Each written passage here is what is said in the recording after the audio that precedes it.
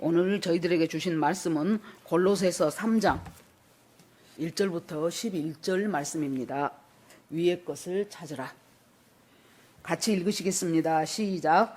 그러므로 너희가 그리스도와 함께 다시 살리심을 받았으면 위의 것을 찾으라. 거기는 그리스도께서 하나님 우편에 앉아 계시느니라. 위의 것을 생각하고 땅의 것을 생각지 말라. 이는 너희가 죽었고 너희 그리스도와 함께 하나님 안에 갇혔음이니라. 우리 생명이신 그리스도께서 나타나실 그때에 너희도 그와 함께 영광 중에 나타나리라. 그러므로 땅에 있는 지체를 죽이라. 곧 음란과 부정과 사욕과 악한 정욕과 탐심이니 탐심은 우상숭배니라.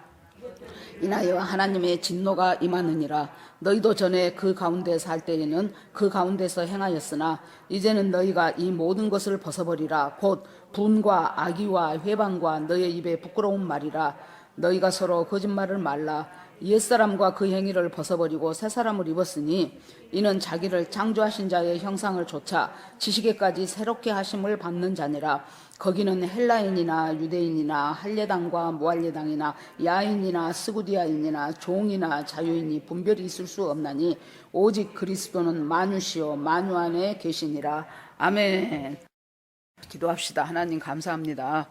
참 말씀을 주시는 분도 주님이시고 하나님과 우리 사이에 창조주와 피조물인데 하나님의 마음이 부어지고 하나님과 교제하게 하시기 위해서 하나님께서 성경 말씀 저희들에게 허락하여 주셨습니다. 하나님, 이 말씀은 성령님이 조명하여야만이 하나님의 뜻에 바르게 이해될 수가 있사오니 하나님, 우리 예배드리는 모든 사람들의 심령에 성령께서 조명하여 주시어서 주님이 주시고자 하시는 말씀의 뜻을 바르게 깨닫고 그 말씀이 우리 심령 깊숙한 곳에 스쳐지고 꽂아져서 하나님, 우리의 삶이 우리의 심령이 놀랍게 하나님의 뜻에 합당하게 변화되는 삶을 살도록 하나님 인도하여 주시옵소서. 오늘 이 시간도 주께서 이곳에 임재하여 주시어서 하나님께서 말씀하시고 하나님께서 풀어주시고 하나님께서 깊숙하게 박혀지게 하여 주시옵소서. 아버지께 모든 것을 올리옵고 예수 그리스도 이름으로 기도합니다.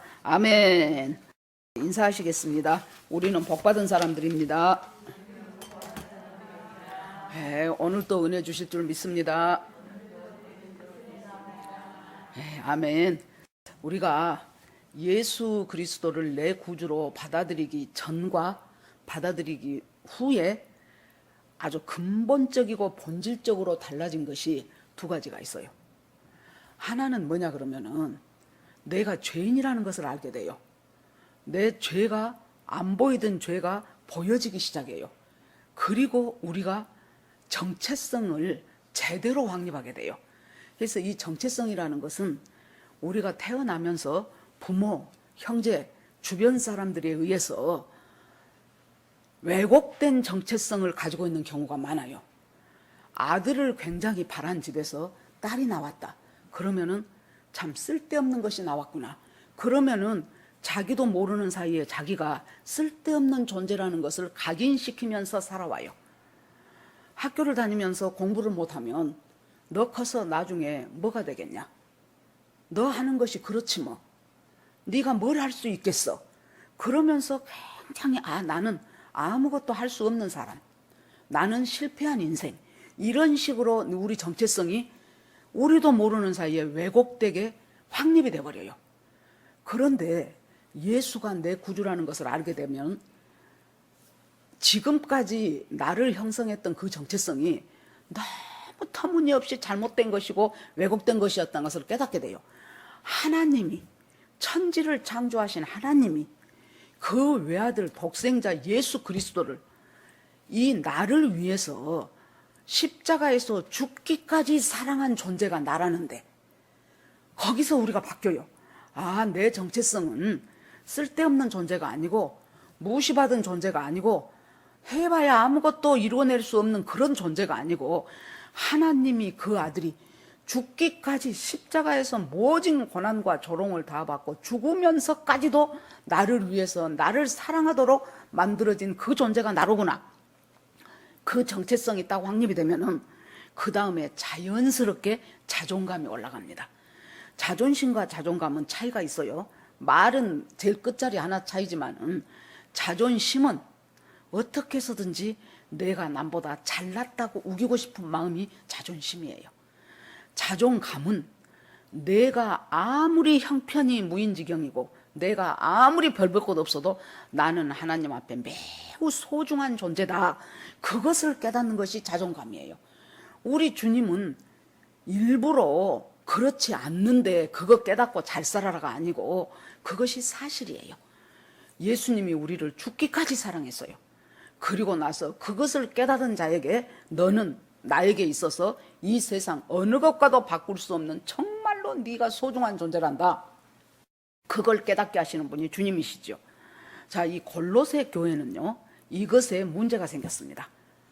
이 정체성과 자존감에 문제가 오기 시작했어요.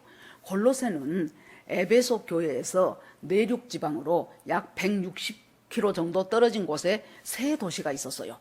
그것이 골로새, 라오디게야, 히에라볼리. 거기가 그 근동에가 가까이 있었습니다.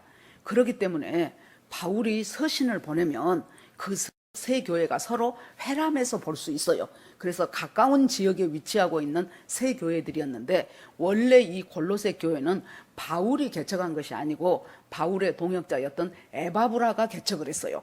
그래서 에바브라는 결국 바울의 지금 많은 영향을 받은 사람이죠.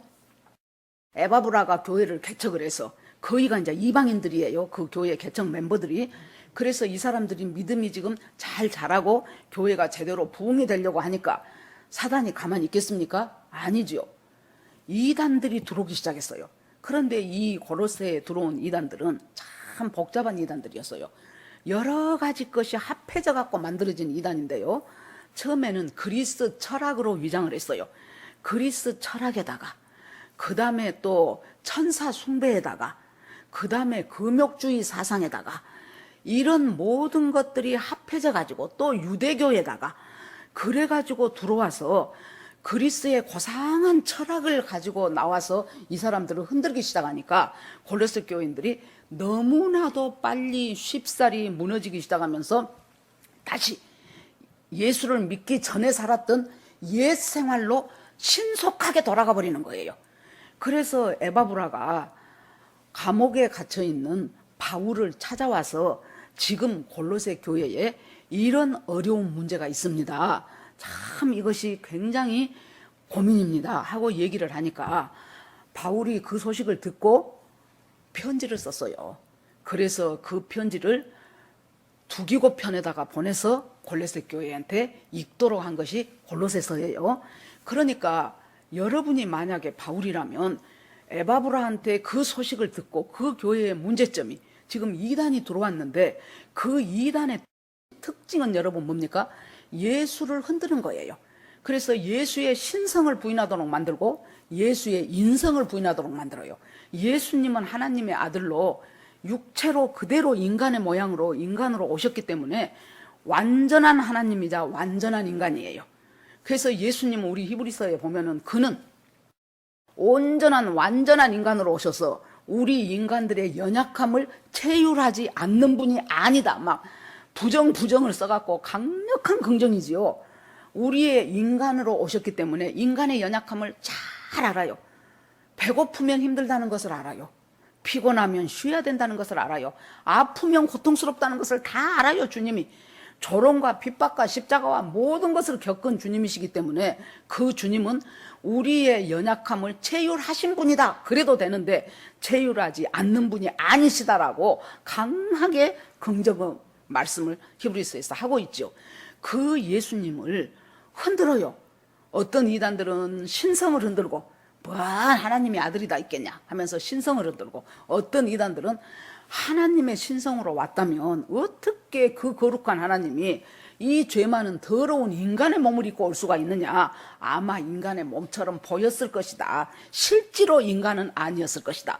다양한 방법으로 신성과 인성을 흔드는데 그것들이 그리스 철학으로 멋지게 포장을 하고 나타나니까 이 사람들이 막 넘어지는 거예요. 그러면은 우리가 바울이라면 이 사람들을 거기서 제대로 믿음으로 세워주고 싶겠죠. 제대로 믿음으로 세워주기 위해서 한 첫 번째 것이 뭐예요? 예수는 누구인가? 예수는 누구인가를 여러분, 모든 이단들에 들어가는 사람들의 특징이 뭔 줄 압니까? 예수가 누구인가를 확실하게 자기 깊은 속에서 깨닫지 못한 사람들이 다 넘어가요. 그래서 예수는 누구인가? 첫째, 예수는 보이지 아니하는 하나님의 형상이다. 하나님은 안 보여.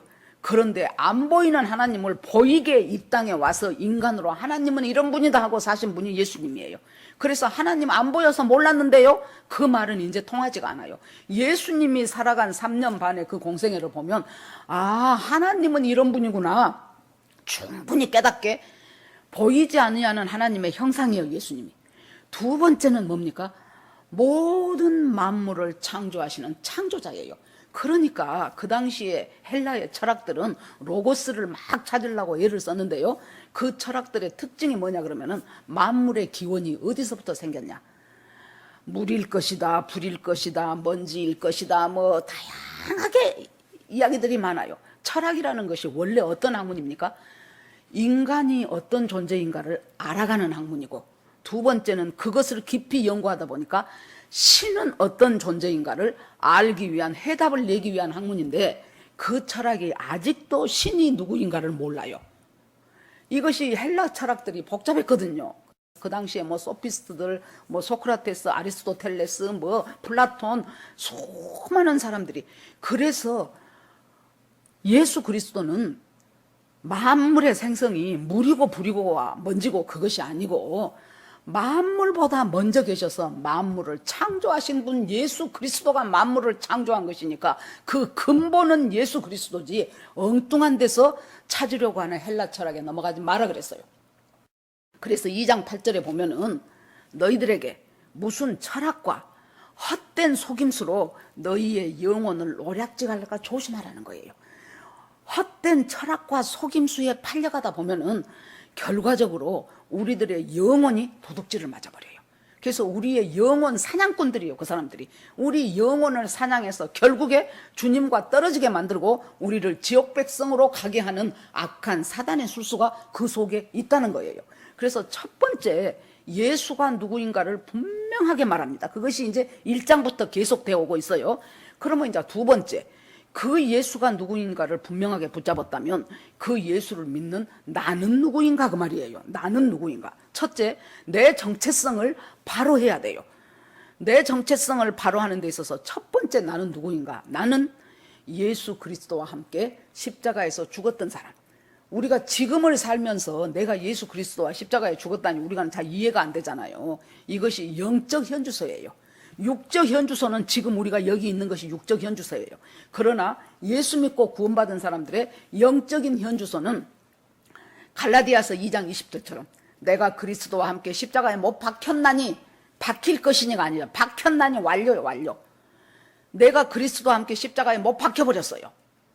그리고 예수 그리스도 부활할 때 나도 역시 같이 내 생명이 부활의 생명으로 다시 살아났어요. 그러니까 나는 어떤 존재냐, 내 정체성은 무엇이냐. 1. 나는 그리스도와 함께 십자가에 못 박힌 존재다. 2. 나는 예수 그리스도와 함께 예수 그리스도 살아날 때 나도 다시 살아나게 된 존재다. 3. 예수 그리스도가 승천하셔서 하나님 보좌 우편에 올라가서 앉아 계실 때에 내 생명을 같이 가지고 가서 그 생명이 지금 하나님 안에 숨겨진 존재다. 얼마나 미스테리합니까? 얼마나 신비롭습니까? 지금 나는 이 땅에서 이 세상을 지금 밥 먹고 잠자고 살아가는데 내 생명이 지금 예수 그리스도의 보좌에 의해서 같이 가서 하나님 안에 숨겨진 존재가 바로 우리라는 거예요. 그것이 우리의 영적 현 주소예요. 그러니까 내 주소는 여기가 아니라는 거예요. 그러니까 히브리서에 보면은 아브라함이 이 땅을 살면서 계속 나그네로 살았어요. 상당히 아브라함한테 하나님이 재물도 많이 주셨어요. 그럼에도 불구하고 자기만 그런 것이 아니고 자기 아들, 손자 이삭, 야곱과 함께 계속해서 나그네로 이 세상을 사는 나그네 영성을 가졌어요. 그렇게 할 수 있었던 이유가 뭐라고 하냐 그러면은 아브라함은 그 옛날 사람이잖아요. 그럼에도 불구하고 이곳에서 내가 살아가는 것은 나의 현주소가 아니라는 것을 알았어요. 내 영원한 내 본향이 저 천성에 있다는 것을 알았어요. 그래서 천성에 영원한 본향이 있기 때문에 이곳에서 살아가는 삶은 나그네로 살아가는 것이 아무렇지도 않고 마땅하다고 생각한 사람들이었어요. 그것이 믿음의 사람들이에요. 그런데 네 번째, 그러면 우리는 어떤 존재냐? 우리는 예수 그리스도 안에서 지금 하나님 안에 감춰진 생명이 가지고 있는 존재인데, 그 다음에 예수 그리스도 재림하실 때, 예수 그리스도 다시 오실 때 그 생명이 예수 그리스도와 함께 오겠지요. 그러니까 우리가 육신이 이미 죽어서 지금 낙원에 가 있는 사람은 낙원에 있어요. 지금 예수님과 함께. 그러니까 예수님이, 하나님이 자꾸 이스라엘 백성들한테 말씀하시면서 나는 아브라함의 하나님, 이삭의 하나님, 야곱의 하나님이다, 이 말씀을 하시죠. 아니, 아브라함과 이삭과 야곱이 언제 죽었는데 자꾸 하나님은 말씀하실 때 나는 아브라함의 하나님, 이삭의 하나님, 야곱의 하나님, 나는 죽은 자의 하나님이 아니고 산 자의 하나님이다. 그 말씀이 무슨 말씀입니까? 너희들이 보기에 육신이 죽었으니까 죽은 줄 알지, 걔네들 나와 함께 지금 낙원에서 같이 살아있어. 나는 산 자의 하나님이야. 그것이에요. 그들이 먼저 부활체를 입고 예수님 오실 때 공중으로 같이 오지요. 그리고 땅에 있는 주님의 성도들, 교인이 아니고 진짜 성도들, 그 성도들이 끌어올려. 왜 끌어올려 갑니까? 이미 우리의 생명이 지금 하나님 앞에 숨겨져 있다 그랬죠. 그 생명을 주님이 가지고 와요. 그러니까 이곳에 있는 우리의 육신이 그곳에서 끌어올려 가서 공중에서 주를 만나게 되는 그 휴거 사건, 그것을 위해서 우리는 그런 존재라는 거예요. 그러니까 너희가 헛된 철학에 넘어가고 그럴듯한 속임수에 넘어가고 왔다 갔다 하는 미신에 넘어가고 이런 사람들이 되지 말고, 첫째는 예수가 누구인가를 바로 알아라. 둘째는 네 자신이 어떤 존재라는 것을, 너의 정체성과 너의 자존감이 어디서 출발한다는 것을 바르게 깨닫고 올바른 삶을 살기를 원한다. 그러면 예수님이 재림하시는데, 재림하시는 첫 번째 이유가 보니까 뭐예요? 알곡들을 추수하기 위해서. 여러분, 곡식을 추수할 때 막 쌍난 것은 추수 못하지요. 이삭이 막 편 것도 그럴듯하지만은 그 속에 여물이 없기 때문에 추수 안 해요. 완전히 여물이 다 익은 곡식을 추수한다 그 말이에요. 주님께서 우리를 익은 곡식 만드시려고, 왜? 추수해서 천국 곳간에 우리를 드리기 위해서. 아니면은 우리의 삶이 너무 비참해요. 그래서 이 세상에 살아가면서 참 마음에 안 드는 일들이 많이 생겨요. 생각지도 않는 어려움도 생겨요. 환난도 생겨요. 고통도 생겨요. 정말 자존심 상해 미치겠는 일들도 많이 생깁니다. 이렇게 하는 이유가 뭐예요? 주님이 손이 짧아서 우리를 거기서 못 건져내시겠습니까? 아닙니다. 하나님께서 우리를 익은 곡식을 만드시기 위해서. 왜? 익은 곡식을 추수하지 이제 파릇파릇 쌍난 거 추수한 거 보셨냐고요. 나를 익은 곡식을 만들기 위해서 하나님께서 이 많은 여러 가지 환경과 여러 가지 것들을 하나님께서 허락하셨구나. 그걸 깨닫고 아멘으로 겸손하게 받은 자는 빨리빨리 익어갑니다. 그래서 주님이 계시록에 날카로운 낫을 가지고 이한 낫을 가지니까 그 소식을 듣고 이제 내려오기 시작하죠. 그래서 추수를 시작하죠. 그래서 재림은 알곡들을 추수하기 위해서, 두 번째 세상을 심판하기 위해서. 구원과 심판은 동전의 양면이에요. 롯과 그 두 딸이 구원받을 때, 그 가족이 소돔 고모라에서 나올 때 걔네들은 구원이면은 소돔 고모라는 심판이었어요. 노아의 방주에 8식구가 탔을 때 그 사람들은 구원이었지만 나머지 사람들은 심판이었어요. 그래서 심판과 구원은 동전의 양면처럼 딱 붙어있는 결과가 됩니다. 그래서 그 알곡들을 추수하는 것이 구원이면은, 그 다음에 이 세상은 거기에서 알곡으로 추수되지 못한 사람들은 이제 심판이 임하게 되지요. 그렇게 되고 세 번째는 그때 주님이 이제 다시 지상재림 하시면서 7년 환란이 지나가고 지상재림을 하시면서 이제 천년 왕국이 펼쳐져 가는데, 그 천년 왕국의 문을 여시기 위해서 예수 그리스도가 재림하셨어요. 이것이 1절부터 4절의 이야기입니다. 지금. 자, 그러면서 1절에 하는 말이 뭐예요? 너희가 그리스도와 함께 죽었고 그리스도와 함께 다시 살리심을 받았다면 이제 너희가 해야 될 것은 위의 것을 찾아라. 위의 것을 찾아라. 위의 것을 생각하고 땅의 것을 생각지 마라. 왜냐하면은 위에는 예수 그리스도께서, 우리의 중보자 되신 예수 그리스도께서 그곳에 계시기 때문에, 하나님의 우편에 앉아 계시기 때문에 너희들은 위의 것을 찾아라. 찾은다는 것이 대충 찾아보는 것이 아니고, 금을 발견하기 위해서 금광을, 광산을 있는 힘을 다해서 집중해서 금맥을 찾아가는 그 사람처럼 그렇게 위의 것을 찾아요. 왜 그렇습니까? 우리는 너무나 육신적인 것에 익숙한 사람들이에요. 우리는 본질적으로 죄의 진노예요. 본질상 우리는 죄의 자녀예요. 그렇기 때문에 이 땅의 것, 세상적인 것이 훨씬 익숙해요, 우리한테. 세상적인 가치가 훨씬, 예수 믿고 구원받았음에도 불구하고 세상적인 가치가 훨씬 우리한테 익숙하고 친숙하고 친밀해요. 그렇기 때문에 내가 하나님의 귀한 존재라는 것을 들어서 알면서도 옆에서 누가 막 성공하는 것 같으면 나도 모르게 열등감이 좀 생겨요. 옆에서 누가 막 잘 되는 것 같으면 나도 모르게 시기심이 꼬르르 가고 올라와요. 이런 모든 것들이 우리가 땅의 것들이에요. 이 땅의 것들이 예수 믿고 구원받고 하나님의 자녀가 되었음에도 불구하고 이것들이 다 안 떨어나간다고 말이에요. 그래서 주님께서 대충 은혜 받고 넘어가는 것이 아니고 찾으라는 거예요. 왜냐하면 그 위에 예수 그리스도가 계신 그곳에는 얼마나 천국의 풍요한 것이 가득 차 있기 때문에, 나를 주시고 싶어서, 나에게, 우리에게 주시고 싶어서, 천국의 풍요로움이 가득 찬 곳이기 때문에 천국의 풍요로움이 가득한 그 위의 것을 열심히 찾으라는 거예요. 그러기 위해서는 땅의 것을 버리라고 말합니다. 그러면서 5절에 가서는 상당히 강력한 경고를 해요. 땅의 지체를 죽여라, 그렇게 나옵니다. 땅의 지체를 죽여라. 그러면 땅의 지체라는 것이 뭘까요? 죄 짓고 싶은 욕망이 땅의 지체예요. 우리 속에서 죄 짓고 싶은 욕망이 스쩍스쩍 올라오는 거예요. 누구 흉보고도 싶고, 누구 미워하고도 싶고, 그 다음에 탐심도 생겨나고, 그 죄 짓고 싶은 욕망이 우리를 이렇게 흔들고 우리를 미혹하고 유혹하고 하는 그것이 땅의 지체인데, 그것을 죽이라는 거예요. 그것이 여기가 그 목록이 나와 있는데, 곧 음란과 부정과 사욕과 악한 정욕과 탐심이니 탐심은 우상 숭배니라 그랬어요. 음란, 부정, 사욕, 악한 정욕은 전부 다 목록만 표시를 했어요. 그런데 탐심은 우상 숭배니라 그래가지고 탐심은 설명을 해놨네요. 왜 그럴까를 한번 생각해 봤어요. 이 탐심에서부터 시작이 된다는 거예요. 음란도 정욕도 사욕도 악한 생각도 탐심에서부터 출발을 해요. 그런데 그 탐심이 하나님의 자리를 대신해버릴 수 있는 강력한 사탄의 영역이에요. 그러기 때문에 이 탐심은 우상 숭배니라. 아이, 사람이 그런 욕심 없는 사람 어디 있어? 그렇게 생각하지 말자고요. 하나님께서는 우리한테, 성도는 뭐예요? 거룩할 성자지요.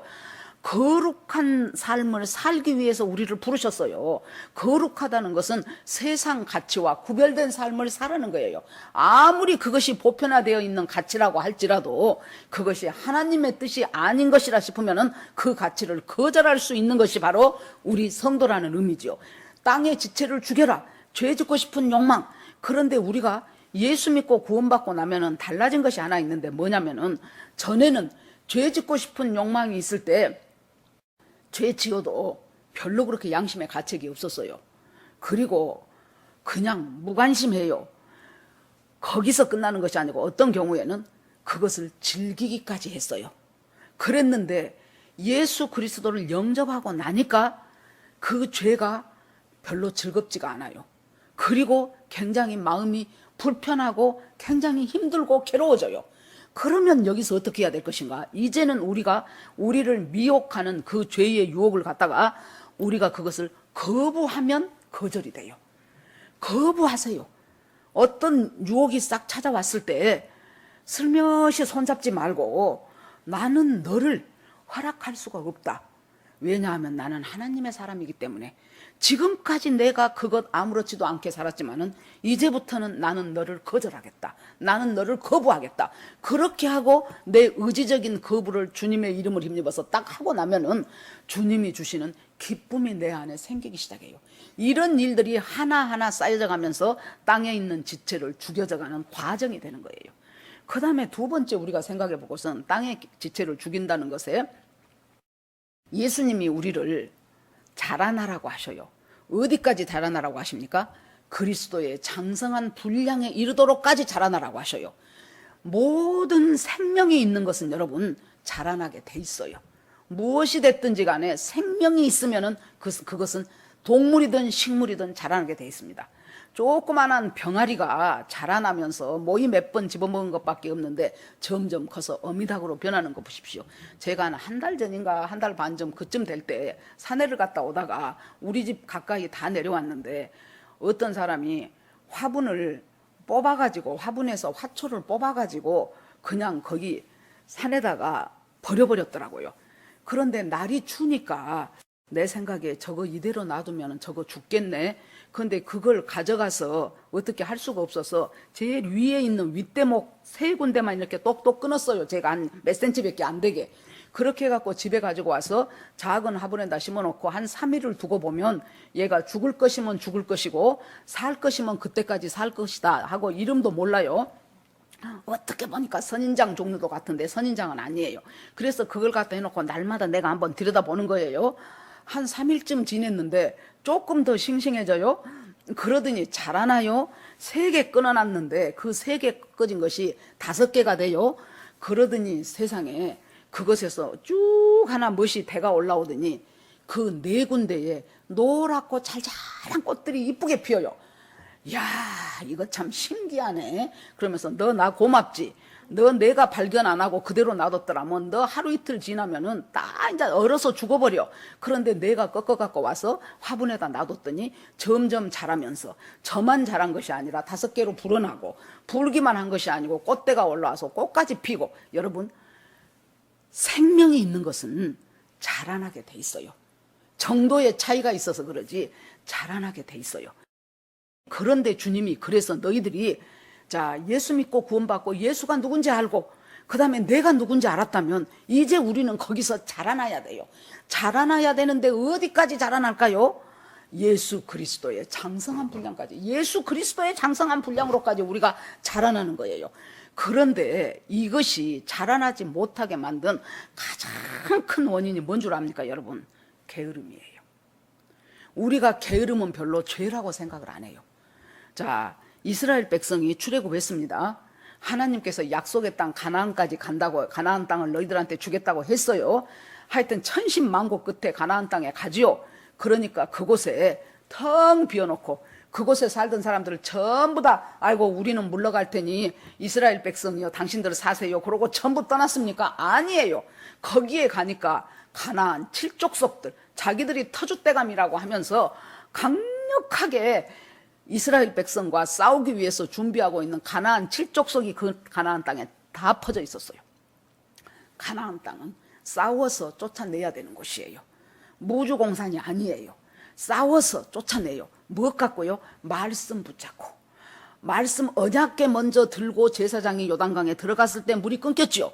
그 물을 건너서 할례를 하고 여리고성 하나님이 하라는 대로 돌아라 하니까 돌고 한 번 돌아라 하면 한 번 돌고 7번 돌아라 하면 7번 돌고 소리를 와 질러라 하면 와 소리를 지르고 입 다물어라 하면 입 다물고 말씀 그대로 순종하면서 살아가는 것이 가나안 땅의 7족속을 몰아내는 비결. 그거 외에는 방법이 없어요. 그래서 여리고성이 무너졌죠. 아이성도 그럴 줄 알고 자기들 뜻대로 했다가 하나님 말씀과 상관없이 했다가 아이성에서 패하지요. 하나님이 다시 회개하고 말씀 듣고 하나님 뜻대로 하니까 그 아이성을 다시 침략해서 성공하게 만들지요.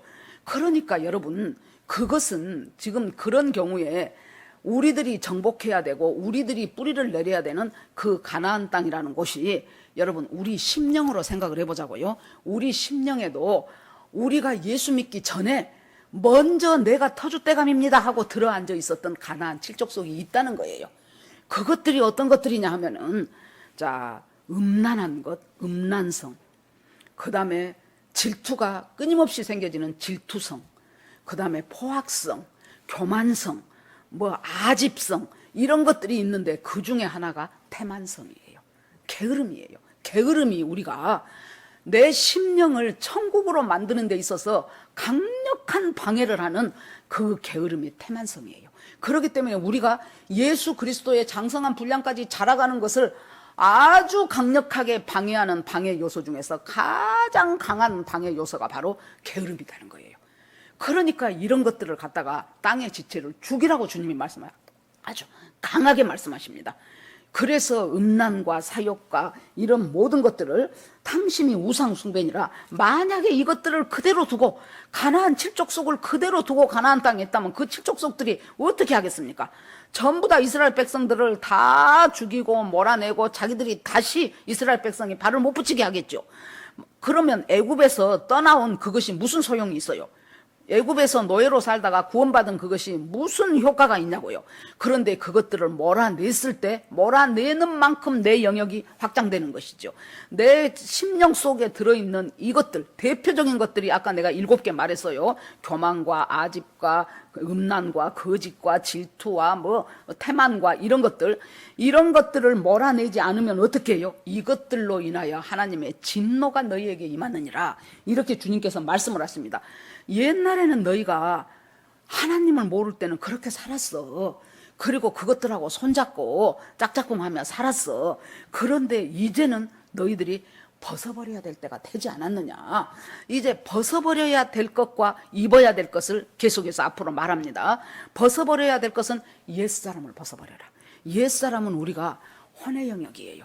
그러니까 제가 맨날 하는 말이지만 이 구원론이 잘못되어 버리면은 우리는 가나안 칠족속을 내 속에 계속 허용하면서 적당히 타협하면서 어쩔 때는 찔끔찔끔 짜면서 왜 나는 안 될까 그러면서 계속 그대로 그 칠족속을 몰아내지 못한 상태로 살아가는 거예요. 그것이 옛사람이에요. 그런데 지금 이 골로새 교인들이 이단들이 들어와서 이상한 철학을 말하고 이상한 속임수를 말하고 천사 숭배를 말하고 유대교에 또 짬뽕을 시켜가지고 아이고 어떻게 구원이 예수만 믿어갖고 되냐, 할례도 받아야지, 율법도 지켜야지, 그러니까 그런가 하다가 뭘 잃어버린 거예요. 내 속에 있는 이 가나안 칠족속들과 이것들을 몰아내야 될 전투력을 상실을 해버리는 거예요. 그래 그러고 제가요 젊었을 때 그때 그 CCC에서 원단 금식 기도회를 했어요.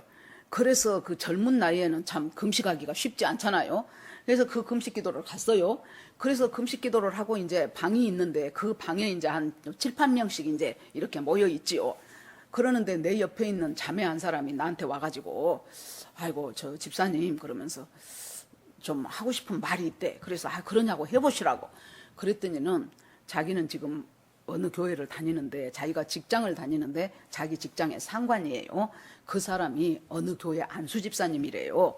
그런데 그분이 자기가 예수를 믿는다는 것을 알고 한번 자기 모임이 있는데 참 은혜스럽고 좋다고 한번 같이 가자고 하더랍니다. 그래서 자꾸 부탁을 해서 또 위에 상관인데 거절하기도 그렇고 해서 한번 같이 따라갔대요. 그랬더니 이상하게 들어가는 데부터 묘하게 분위기가 안 좋더래요. 그런데 그 사람들이 모임을 하는데 어떤 모임을 하냐 그러면은 이 안수 집사라는 분이 불륜을 저지르고 있었어요. 그러니까 교회에 와서는 믿음 좋은 안수 집사님인 척 하면서 밖에 나가서는 결혼한 사람인데 딴 젊은 처녀하고 불륜을 계속 저지르면서 양심의 가책이 되겠죠. 마음이 괴롭겠죠. 그런데 어떻게 해서 이 집단을 알게 된 거예요. 그러니까 여기에서 뭐라고 하냐 그러면은 영은 거룩하고 육은 부패하다. 그렇기 때문에 육으로 지은 모든 것들은 죄가 아니다. 괜찮다. 많이 들어본 소리죠. 어디서? 괜찮다. 그러니까 이 사람이 거기서 자유해버린 거예요. 그래갖고 마음 놓고 불륜을 하는 거예요. 왜? 육은 더러운데 더러운 육으로 내가 뭔 짓을 하든 그것은 그것을 위해서 예수님이 우리 대신 죽었다는 거예요. 그래 놓으니까 이 사람이 얼마나 자유하겠습니까? 그래서 그 자유를 주려고 자기 이 여자 직원을 거기를 데리고 간 거예요. 그런데 나보고 참 자기가 고민이 된다고 어떻게 했으면 좋겠냐는 이야기를 그때 그 기억이 나더라고요. 여러분, 옛사람으로 이 안수 집사님도 교회 열심히 다니면서 믿음으로 시작했고 이렇게까지 되고 싶었겠습니까? 그런데 죄에 대한 땅의 지체를 이기지 못하면 하나님의 진노가 임하는 것이죠. 지금 하나님께서 그 사람한테 기회를 지금 주고 계셨을 거예요. 그 기간 동안. 그런데 이 사람이 계속해서 거기서 돌이키고 회개하지 못한다면 하나님의 진노가 임하느니라. 너희들도 옛날에는 그렇게 살았지 않냐. 그러나 이제는 그 옛 생활을 벗어버리고 새 사람을 입으라. 전에 제가 어떤 그 영상을 하나 보니까 예수님이 우리한테 좁은 문으로 들어가라고 했잖아요. 그런데 자기가 보니까 문이 2개가 있는데 한 문은 커다란 문이고 그 옆에 작은 문이 하나 있더랍니다. 그래서 자기가 생각할 때 예수님이 좁은 문으로 들어가라고 했으니까 나는 이 작은 문으로 가야 되겠다 하고 작은 문으로 자기는 들어갔대요. 그랬더니 자기처럼 작은 문으로 들어온 사람들이 제법 있더랍니다. 그런데 그 작은 문에 무엇이 있냐면은 길이 있어요. 길이 있는데 처음에는 좁은 길이더래요. 그러더니 가다 보니까 그 길이 점점 넓어지면서 넓은 문으로 들어온 사람들하고 많은 사람들이 합해져 버리더랍니다. 이게 뭡니까? 이 골로새 교인들처럼 이 사람들이 에바브라의 전도를 받고 예수 그리스도가 나의 구주고 예수 그리스도가 내 죄를 죄 씻음 받았고 우리가 그래서 그 주님을 영접하고 주님과 함께 동행하는 삶을 기쁨으로 받아들이는 것 자체가 우리가 뭐예요? 좁은 문이에요. 좁은 문으로 시작을 했어요. 그런데 좁은 길로 가다 보니까 좁은 문은 하나 들어오면 끝나요. 근데 좁은 길은 끝까지 가야 되잖아요. 그 길은 협착하여 찾는 이가 적음이라 그랬어요. 그 좁은 길로 가다 보니까 여러 가지 유혹도 많고 힘든 것도 많고 꼭 이렇게 살아야 돼 싶고 다른 사람 이것 없어도 잘 사는 사람들을 보면은 내가 너무 고리타분하게 잘못 지금 신앙생활 하고 있는 거 아닌가 하는 어떤 자기의 그런 자기 스스로를 반성해보는 잘못된 거 아닌가 하는 그 자괴감도 들고 이러면서 자기도 모르는 사이에 한 걸음 한 걸음 가다가 넓은 길로 들어온 사람들하고 같이 합해져 버리는 것을 보았다는 거예요. 저는 그 말에 충분히 일리가 있다고 생각합니다. 과거에는 그랬지만은 골로새 교인들아 지금 우리한테도 하는 똑같은 말씀이지요. 지금 2021년을 살아가는 예수 믿는 사람들아 너희들이 생각할 때 나는 좁은 문으로 들어왔기 때문에 다시 말하면 나는 예수 믿고 구원받고 구원의 확신이 있기 때문에 충분히 나는 하나님의 구원받은 백성이다라고 생각을 하고 살았는데 나도 모르는 사이에 세상과 타협하고 세상 미혹에 흔들리고 한 걸음 한 걸음 타협하다 보니까 결국에 가서 넓은 문으로 들어와 버린 사람하고 같은 길에 서 있는 나를 발견할 수가 있어야 돼요. 그럴 때 돌이켜야 돼요.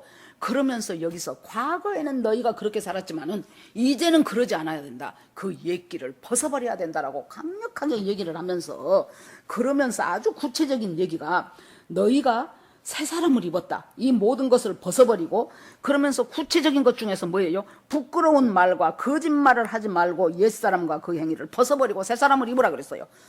우리가 얼마나 하루에 많은 말을 하고 삽니까? 그때 어떤 강사 얘기를 들으니까 여자들은 보통 하루에 2만 마디 말을 한답니다. 남자들은 7천 마디 말을 한대요. 우리가 3배 더 되지 싶어요. 그런데 아무튼 줄여서 3배라고 치자고요. 우리가 그렇게 많은 말을 하면서 하루를 보내는데 그 말에 대해서 얼마나 하나님께서 이 말로 우리가 죄 짓는 것이 많겠습니까?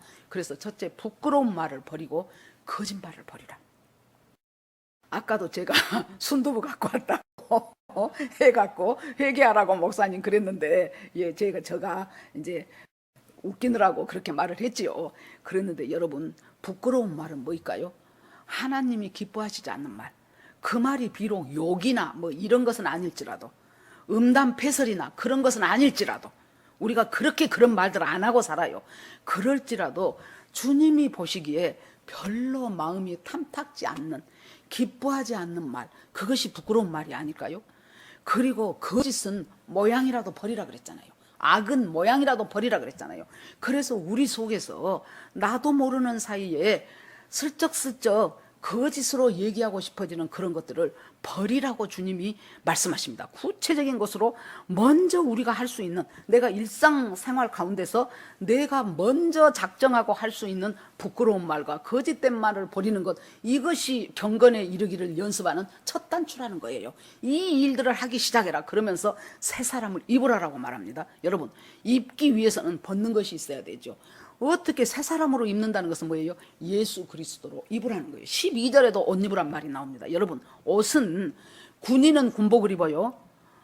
학생은 교복을 입어요. 의사는 가운을 입어요. 그건 무엇을 의미합니까? 그 사람이 해야 될 직책을 의미하고 있어요. 그 사람이 무슨 일을 해야 돼요? 군복을 입은 사람은 군인 일을 해야지요.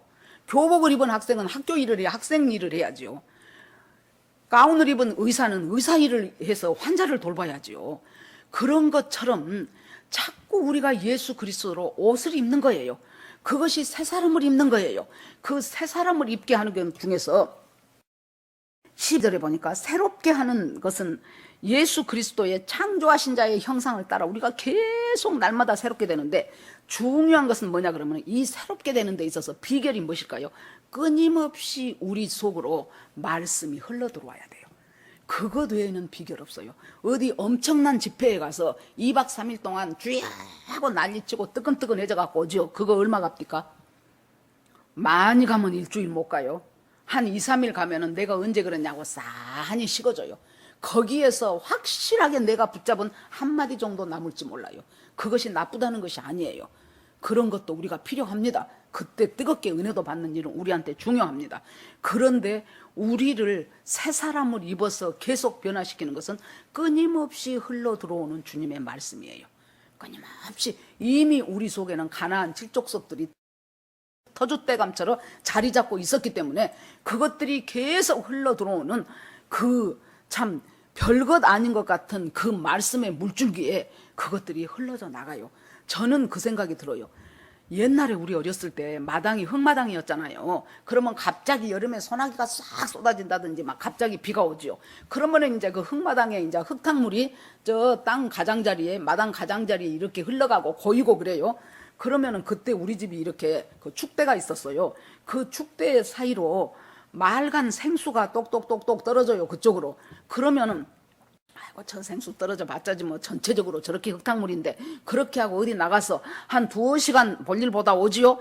그러면은 그 흙탕물이 다 나가고 맑은 물로 바뀌어 있는 것을 봤어요.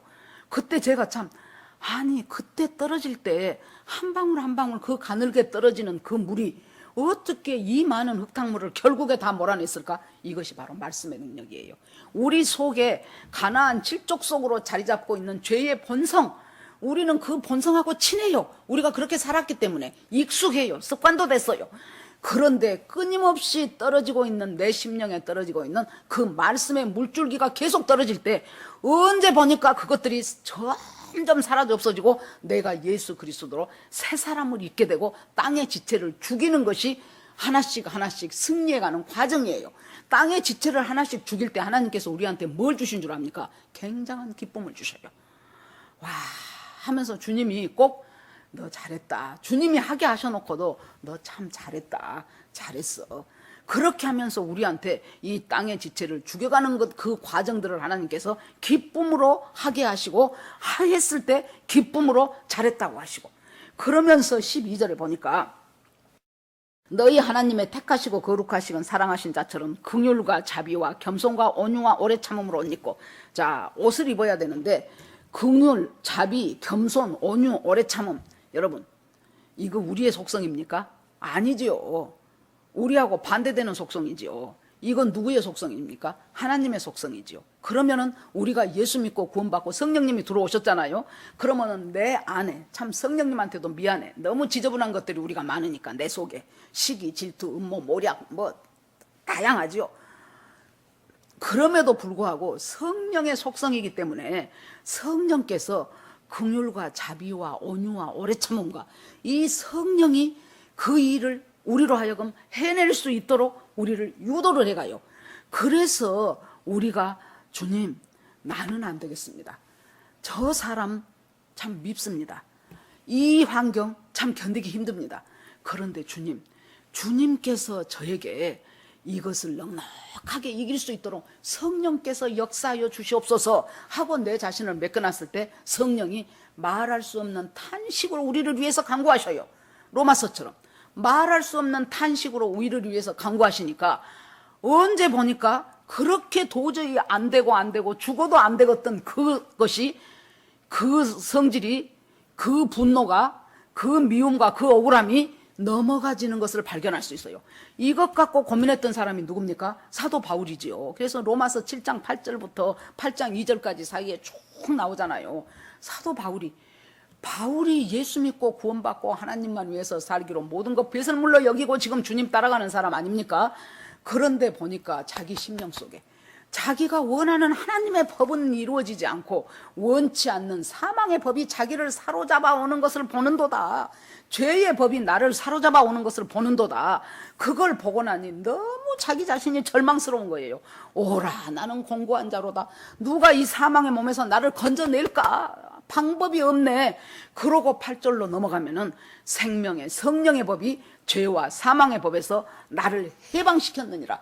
그때부터는 이제 우리가 예수 그리스도가 내 심령 속에 들어오게 되니까, 그럼에도 불구하고 가나안 칠속족 같은 사망의 법과 죄의 법이 계속해서 나를 사로잡아 와요. 그럼에도 불구하고 보니까 성령께서 내 속에 계시거든요. 그래서 그 계신 성령한테 하나님하고 내가 간구하기 시작하는 거예요. 성령이 말할 수 없는 탄식으로 나를 위하여 간구하셔요. 그러면서 주님께서 우리에게 어떤 열매를 맺게 하셔요? 긍휼의 열매, 온유의 열매, 자비의 열매, 오래 참음의 열매를 성령이 맺어가는 거예요. 우리를 통해서. 그것을 하나님 앞에 놓고 간구하는 것. 자, 그래서 골로새 교인들 및 지금 이 세상을 살고 있는 우리한테도 주는 것이, 첫째, 예수가 누구냐? 그것을 확실하게 우리가 머릿속으로 알지 말고 정말로 예수님이 누구인가, 그 예수님이 나를 위해서 무슨 일을 하셨는가, 그러면 나는 어떤 존재인가, 예수와 함께 십자가에 죽었고 예수와 함께 부활했고 예수와 함께 지금 하나님 안에 내 생명이 감추어져 있고 예수와 함께 재림할 그 나에 대한 확실한 것을 가지고, 그러면 구체적으로 무엇을 해야 될 것이냐? 위의 것을 찾아라. 위의 것을 찾으면은 대충 찾지 말고 내 육신에 끌리는 대로 찾지 말고 있는 힘을 다해서 찾아라. 끊임없이 계속해서 찾아라. 금을 발견할 때까지 계속해서 찾아라. 그리고 나서 땅의 지체는 죽여라. 땅의 지체는 죄 짓고 싶은 욕망들이 막 솟아나는데 그것들을 죽여라. 죽일 수 있다. 왜냐하면 내 속에 성령이 계시기 때문에. 그전에는 죄 짓는 것이 아무렇지도 않았거나 아니면 오히려 즐기기까지 했는 그 내 본성적인 습성이 이제는 죄 짓는 것이 힘들어져. 어떤 사람 욕해놓고 나면은 마음이 괴롭잖아요. 그러면은 하나님 앞에 회개하고 그 사람한테도 회개할 것 있으면 회개하고, 그렇게 하면서 우리가 하나님 앞에서 점점 새 사람으로 옷 입고 땅의 지체를 죽여가는 과정들이 되어져 갈 때, 그것은 예수 그리스도 외에는 이 구원을 이루게 할 분이 아무도 없는데요. 그것은 유대인이나 헬라인이나 무식한 자나 유식한 자나 뭐 야만인인 스구디아인이나 무엇이나 아무 종이나 자유자나 상관없이 오직 우리의 구원은 예수 그리스도로 말미암았다면, 우리가 성화되어 가고 자라나는 것도 오직 예수 그리스도 우리 속에 오신 성령으로 말미암아 그 일을 이루어가는 것이라는 거예요. 그래서 그것을 자꾸 옷을 입어요. 옷을 입는다는 것을 생각을 해보세요. 그 한 번 입은 옷을 갖고 우리가 이 육신적으로 생각할 때 계속해서 입습니까? 우리가 가면은 일하기 편한 옷으로 갈아입고, 또 잠잘 때는 잠자기 편한 옷으로 갈아입고, 그런 것처럼 우리도 모르는 사이에 예수 그리스도로 옷 입었는데 언제 보니까 그걸 갈아입고 있어. 무엇으로? 내 육신의 편한 대로, 내 혼의 좋은 대로. 그렇게 우리가 모르고 살아가요. 그러면은 아차, 나봐라, 내가 또 예수로 옷 입지 못하고 나 편한 옷 입었네 하고 다시 한번 주님 앞에 내 마음을 모으기 시작해요. 그것은 예수로 또 옷 입는 거예요. 그러면서 더 말씀하시는 것이 13절에 이제 우리끼리의 말이에요. 이제 이 믿는 사람들, 형제들끼리 누가 네게 혐의가 있거든, 잘못한 것이 있을 수가 있어요.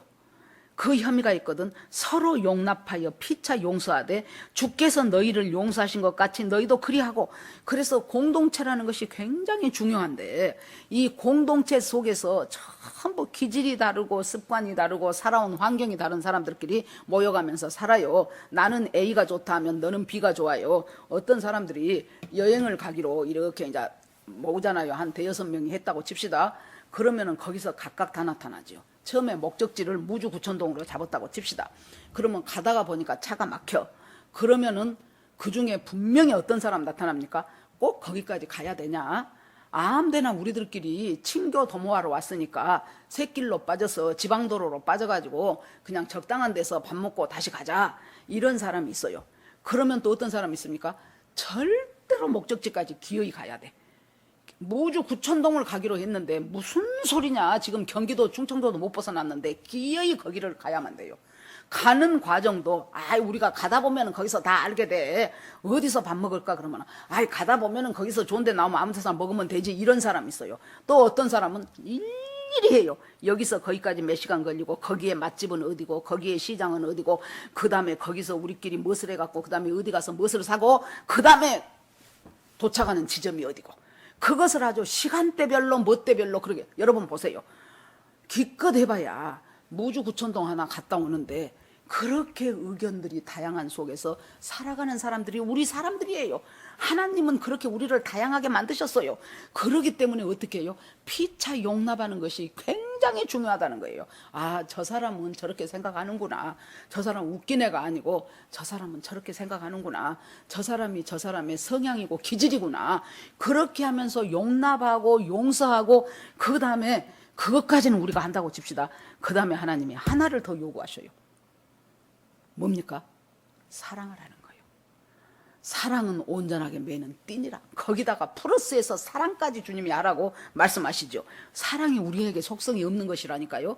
그렇기 때문에 그 사랑은 주님으로부터 받아야 돼요. 주님으로부터 구해야 돼요. 하나님, 용납하는 것까지는 내가 한다고 칩시다. 그런데 사랑은 안 되네요. 하나님, 사랑하게 하옵소서.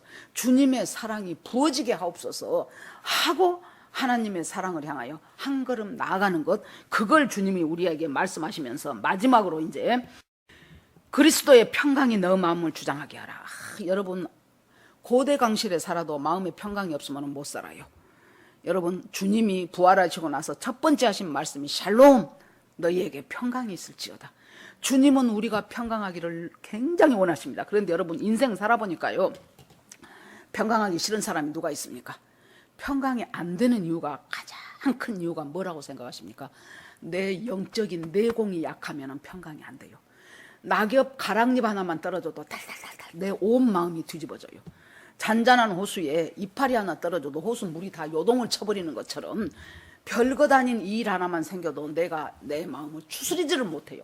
그 원인이 뭘까요? 영적인 내공이 부족해요. 왜 영적인 내공이 부족합니까? 여러 가지 것들이 있어요. 말씀 안에서 단단해지지 못한 것도 있고, 가장 큰 문제되는 이유는 끊임없이 기도하면서 하나님과의 교제가 이루어진다면 나도 모르는 사이에 영적으로 강한 자가 돼요. 그래서 웬만한 것은 넘어가져요.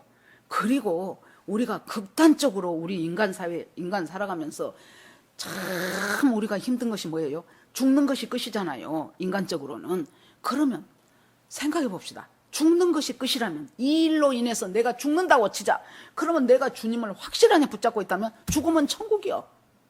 안 죽으면 사는 것이고, 그렇게 큰 틀을 잡아놔버리면은 일어나는 잡다한 문제들에 대해서는 그렇게 심장을 쪼리고 마음을 쪼리고 그렇게 살 필요가 전혀 없는 거예요. 그래서 주님으로부터 공급받아야 돼요. 그 강함도, 그 능력도. 그러면서 주님께서 하시는 말씀이, 그러면은 평강이 와요. 평강과 감사가 되죠. 그러면서 주님이 그리스도의 말씀이 너희 속에 풍성히 가요. 그걸 결론으로 내놓네요, 주님이. 자, 그러기 위해서 중요한 것은 계속해서 말씀을 깊이 묵상해라. 말씀을 묵상하는 시간이 우리한테 있어야 돼요. 통독하는 시간도 있어야 되지만은, 여러분들이 보통 우리가 큐티하면서 말씀을 묵상하지요. 대충 읽고 몇 마디 써놓고 말아버리면 그건 묵상이 아니에요. 그냥 나 오늘 큐티했다 그러기 위해서 하는 것이에요. 그것이 무슨 유익이 있겠습니까? 깊이 보시고 또 보시고 보시고 또 보시고, 정말로 강아지가 갈비뼈를 이리 뜯고 저리 뜯고 아주 정말 싹싹싹싹 뜯어먹는 것처럼 그렇게 말씀을 이리 핥아보고 저리 핥아보고, 가만히 있어, 이 말이 어디에 나오더라 그러고 또 찾아보고 그 말과 비교해보고, 그러면서도 그렇게 다 해놓지요. 그러고 나면은 조용히 눈 감고 주님 앞에 그 말씀을 한번 올려주리면서, 하나님, 여기에서 이 말씀은 이렇게 생각이 되는데 이 대목은 조금 제가 잘 납득이 안 되네요. 하나님, 왜 이랬을까요? 하면서 자꾸 주님에게 묻는 거예요. 이것이 말씀이 풍성히 가는 거예요. 그런데 보니까 피차 풍성히 가라는 거예요. 내가 어떤 말씀으로부터 은혜 받고 묵상으로부터 내가 깨달은 것이 있으면은 말을 하라는 거예요. 공동체 가운데서. 그래서 은혜를 나누라는 거예요. 피차 말씀이 풍성히 거하게 해서 지혜로 피차 가르치며 권면하고, 중요한 거, 지혜로 가르치고 권면하니까 결과적으로 시와 찬미와 신령한 노래를 부르며 마음이 감사함으로 하나님을 찬양하게 되는 거예요. 이것이 바로 골로새 교인들에게 바울이 가르쳐줬던 믿음으로 산다는 것이 어떤 것인가를 지금 말하고 있습니다. 이것이 골로새 교회한테만 주는 말일까요? 아니지요. 바로 오늘을 살아가는 우리에게도 주시는 믿음으로 살아간다는 것이 무엇인가? 예수가 누구인가를 절대 잊지 말아라. 네 자신의 정체성이 어떤 존재인가를 잊지 말아라. 예수 그리스도만 재림할 때 휴거될 존재들이라는 거예요. 그 예수 그리스도, 우리의 생명이 하나님 앞에 감추어진 자가 바로 우리예요. 그런데 그러려면 구체적으로 해야 될 것이 땅의 것 생각하지 말고 위의 것 찾아라. 그 다음에 옛사람 벗어버리고 새사람을 입어라. 그런데 우리한테는 새사람을 입을 요소들이 없네. 내 속에 있는 가나안 칠족석들이 가득 차갖고 있네. 그럴 때 내 속에 있는 성령님께 구해요. 그러면 성령님이 긍휼과 자비와 온유와 오래 참음으로 우리를 점점 채워가기 시작해요. 아까 그 흙탕물이 똑똑 떨어지는 맑은 물 때문에 결국에서는 맑은 물로 바뀌어진 것처럼, 그와 같이 우리의 심령이 주님과 점점 주님의 마음과 합해지는 쪽으로 주님께서 나아갈 때 우리 속에서 하나님께로부터 계속 흘러나오는 그 말씀의 원동력이 없으면 우리가 자빠지게 돼 있어요. 그 말씀이 계속해서 흘러나오고 묵상하고 깨닫고 피차 나누고 이렇게 하면서 시와 찬미와 신령한 노래도 서로 활합하게 되면서 하나님을 찬양하고 감사하며 사는 것, 그것이 바로 우리가 살아가야 될 구원받은 백성의 삶이라는 것을 지금 바울을 통해서 말하고 있습니다. 그래서 사도 바울은 자기가 너무너무 이 신령한 복이 감사한 거예요. 자기가 가말리엘 문화생으로 로마의 시민권자로 최고의 기득권자로 살아갈 때 그때 구했던 것들이 예수 그리스도 안에서 이미 감추어진 그 신령한 복하고 비교를 해보니까 이것들은 배설물이죠. 에베소서 1장에 보면은 그 신령한 복이 뭐라 그랬어요? 창세전에 알고 보니까 창세전에 하나님이 나를 택했더라. 알고 보니까 하나님이 창세전부터 나를 예정했더라. 그리고 하나님의 경륜과 섭리 속에서 나를 불렀더라. 그리고 나에게 소명을 주시고 사명을 주시고 구원받고 예수 그리스도의 자녀가 되게 하셔서 주님과 같이 영원한 삶을 살도록 나를 인도해 가셨더라. 그것을 깨닫고 나니까, 이것이 신령한 복인데 이걸 깨닫고 나니까 사도 바울의 입에서 찬송하리로다, 찬송하리로다, 하나님을 찬송하리로다, 내 대신 죽으신 예수 그리스도를 찬송하리로다, 그 말밖에 안 나온다는 거예요. 여러분, 그것이 바로 뭡니까? 시와 찬미와 신령한 노래로 화답하며 주님을 찬송하며 주님 앞에 감사하며 무슨 일을 하든지 예수 그리스도의 이름으로 하면서 이렇게 남아있는 인생을 살아가는 사람들이 계시록에 말하는 이긴 자의 삶을 사는 자가 되는 거죠. 그래서 이 말씀이 우리 가운데 상에 거하게 하십시오. 지금은 시간이 조금 많잖아요. 우리가 날마다 교회 오다가 드문드문 교회 오고 낮에는 안 오고 밤에 오고 이런 시간들이 많아지면서 어떻게 그 시간들을 운영하느냐에 따라서 믿음이, 이 코로나 이것들이 지나가고 난 후에 믿음이 확 주님과의 친숙한 관계로 성장해가는 사람이 있을 것이고, 있는 믿음까지도 뺏겨버리는, 정말로 한 달란트 받아갖고 땅속에다 묻어놨다가 탈탈 털었더니 그것까지도 빼앗겨버리는 사람이 분명히 있을 것입니다. 여러분, 오늘 이 말씀을 잘 새기면서 우리가 주님 앞에서 날마다 승리하면서 정말로 우리 속에서 시와 찬미와 신령한 노래가 흘러나오는, 그래서 하나님을 찬양하고 감사하며 주의 이름을 높이는 그런 삶을 사는 저와 여러분이 되기를 주의 이름으로 축원합니다. 아멘. 자, 우리가 주여 한번 부르고 말씀 생각하면서 기도하겠습니다. 주여, 하나님 아버지 은혜를 감사드립니다. 참 이 골로새 교회, 참 에바브라가 열심히 전도해서 세운 교회에 이단이 들어오기 시작하면서 많은 사람들이 아버지 초보적인 것도 제대로 깨닫지 못하고 넘어가 버리는 사람들, 옛 생활로 쉽게 돌아가 버리는 사람들이 하나님 많았습니다. 지금도 우리 주변에 교회 다닌다고 몇십 년 다니던 사람들 가운데서 하나님 아버지 옛 생활로 돌아가 버리면서 그래도 자기 마음에 하나님이 있다라고 안위하면서 사는 사람들이 얼마나 많습니까? 주님, 이것이 비단 그 사람들 안에 문제가 아니고 우리도 충분히 그럴 수 있습니다.